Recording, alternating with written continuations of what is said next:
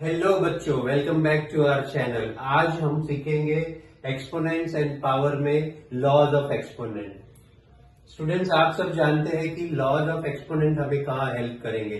सबसे पहले तो एक्सपोनेंट्स एंड पावर जो है वो बहुत ही लार्ज नंबर को हम स्पेसिफाई करने के लिए, लिखने के लिए यूज करते हैं। और उसमें एक्सपोनेंट्स एंड पावर में सबसे इंपॉर्टेंट, एक्सपोनेंट एंड पावर में सबसे इंपॉर्टेंट है लॉज ऑफ एक्सपोनेंट जानना।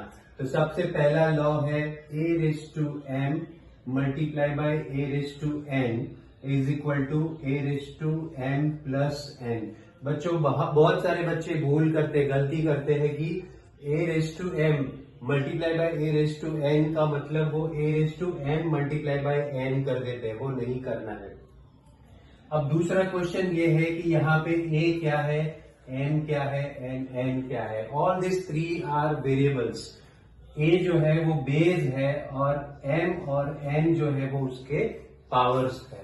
Late us take one example. For example, a is 5, m is 3 and n is 2, and we will substitute the value that is 5 raised to the power 3 multiplied by 5 raised to the power 2।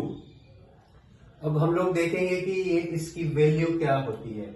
As per law, अगर base same है तो हमें base direct लिखना है और power को plus करना है। So that will be 3 plus 2 is equal to 5 raise to the power 5।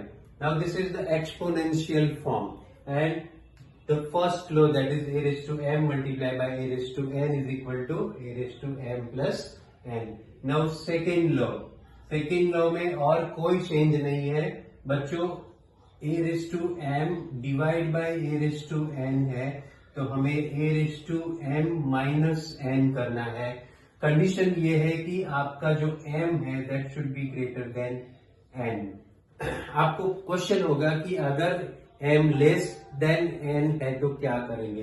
तो I will explain it later on. Right now we will take the same example to understand this. So 5 raised to the power 3 divided by 5 raised to the power 2 gives 5 raised to the power 3 minus 2. Here m is already greater than n.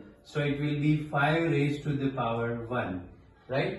Third law of exponent. Yes, ये chronologically अगर आप याद नहीं रखेंगे तो भी चलेगा। मैं फर्स्ट, सेकेंड एंड थर्ड बोल रहा हूँ अब क्या, क्योंकि आपको याद रहेंगे। अब थर्ड लॉ ऑफ एक्सपोनेंट अगर हम करें तो a raise to the power m raise to the power n। Power का पावर होगा तो हम क्या करेंगे, यहाँ याद रखना है a raise to the power m raise to the power n है तो पावर जो है वो मल्टीप्लाई हो जाएंगे। Let us take the same example.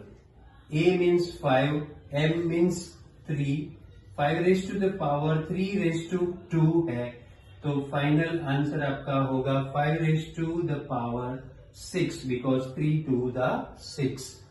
Now another law that is a upon b raise to the power m। Already अगर base division में है तो क्या करेंगे, when the base are in the division और उसका पावर सेम है तो हम लोग उसको सेपरेट कर सकते हैं। a raise to m divided by b raised to m. So you have to simplify the given question by using this law. Now the next law is say a raised to the power 0. Question ये है कि अगर किसी भी number का या किसी भी बेस का पावर 0 है तो बच्चे यहाँ खास गलती करते हैं, आप लोग उसकी वैल्यू 0 कर देते हैं। But you have to remember that any number raised to the power 0 will always give you 1. So here 5 raised to the power 0 होगा तब भी आपका आंसर होगा 1 ना कि 0। Now next law है a raised to the power m multiply by b raised to the power m। यहाँ पे देखो थोड़ा चेंज है, यहाँ पे आपको अटेंटिव होना है। बेस मैंने चेंज कर दिया है, बेस में डिफरेंट नंबर है लेकिन पावर सेम है।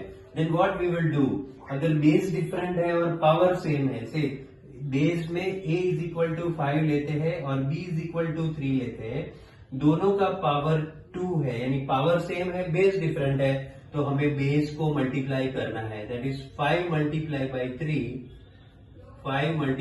3 raise to the power 2, that is 15 raise to the power 2. So these are the laws of exponent you have to remember. Okay, तो students ये सारे जो laws of exponents है उसको याद रखना है. अगेन मैं आपको बोल रहा हूँ chronologically याद रखने की जरूरत नहीं है. You just remember, it will help you to simplify the sum. अगर आपको ये वीडियो अच्छा लगा तो लाइक करो and subscribe my channel.